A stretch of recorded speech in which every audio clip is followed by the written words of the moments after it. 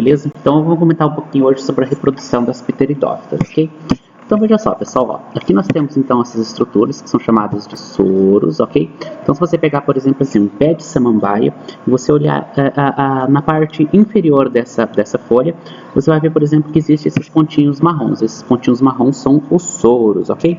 Então a gente pode pensar o seguinte assim, ó, em determinadas épocas do ano, o que vai acontecer?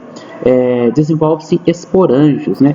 E a união desses esporângios aqui é o que nós vamos chamar aqui de soros, ok?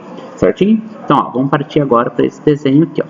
Então, o que acontece então, ó? No interior desses soros, né, ó, que são diploides, ó, no interior desses soros, que são diploides, nós teremos aqui a formação dos esporângios, ok? Então, a formação desses soros, que são diploides, nós teremos então a formação desses esporângios, né? Então, ó, o esporângio, ele é uma célula que é diploide, né? Então aqui nós teremos então uma célula 2N, certinho? Então, teremos aqui a formação desse esporângio, certinho? Que vai acontecer o quê? Ele vai formar, o esporângio ele forma esporos, né? Então, ó, esse esporângio, ele vem aqui e forma esporos, ok? Ó, esporos.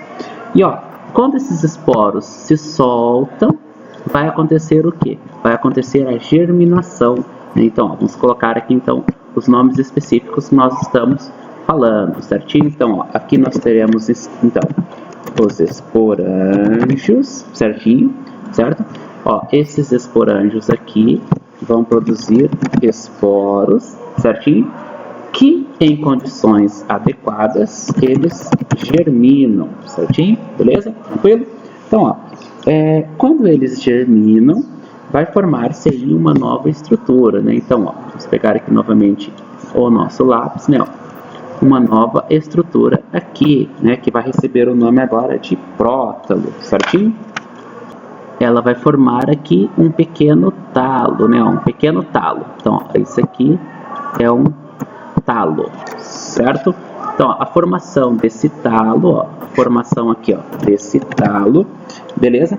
É chamado aqui de prótalo, né? Ó, esse talo, então, que recebe o nome aqui, vou trocar aqui a cor, ó, de prótalo, certo? Agora, ó, o que tem dentro desse prótalo aqui, ó? Então, ó, dentro do prótalo eu tenho quem? Eu tenho lá, ó, o meu arquegônio. E lembra que dentro do arquegônio eu tenho uma célula reprodutora única, que é a oosfera.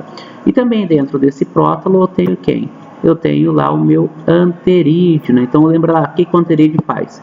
O anterídeo, ele produz os anterozoides, que é a célula reprodutora masculina. Então, ó, aqui eu tenho então o meu arquegônio, ó, arquegônio, certo? E aqui eu tenho o meu anterídeo, certinho? Então, ó, ambos estão aqui dentro de quem? Estão dentro do prótalo, certo?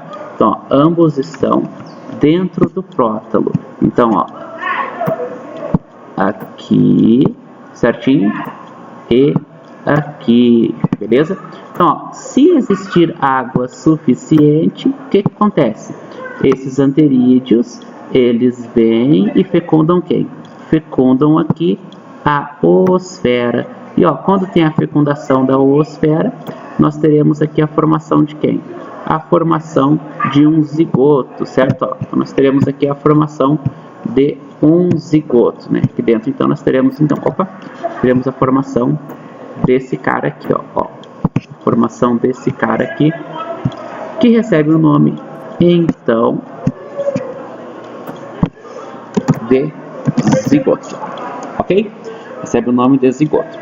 Aí é o seguinte, pessoal, ó, havendo água, então, os anterozoides nadam até a oosfera, ocorre a permutação, forma o zigoto, e ó, cada zigoto forma um novo esporófito, com raiz, caule e folhas, né? Então, ó, na verdade, o próximo passo aqui, ó, do nosso ciclo, então, o próximo passo do nosso ciclo é a formação, então, aqui, ó, dessa nova planta, né, ó, formação de uma nova planta que vai crescer aqui sobre o substrato, ou seja, essa parte aqui da planta, ó, essa parte aqui da planta, né, ó, eu chamo ela de gametófito, né? Então, ó, essa parte aqui da planta é o meu gametófito, certinho?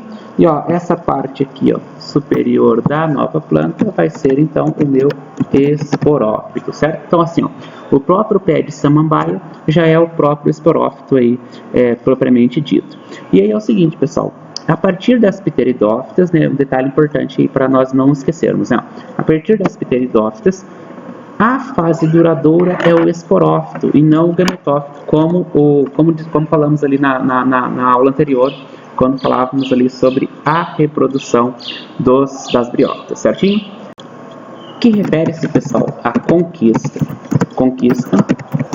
do ambiente terrestre. Então, assim, ó, quais pontos foram importantes aí para que essas plantas conseguissem aí, conquistar o ambiente terrestre, certinho? Então, ó, primeiro ponto aqui a ser citado, né, seria então a presença aí de uma camada, né, uma camada de cera, certo? Então essa camada de cera aí, certo? Acima da epiderme, ela tinha a função do quê? De evitar aí a perda de água, certinho?